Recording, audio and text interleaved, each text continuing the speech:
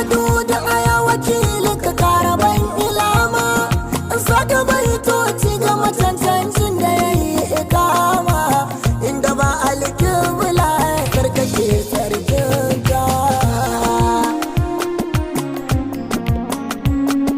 Samu haske ka ban yi kilasi in mace a cikinsa,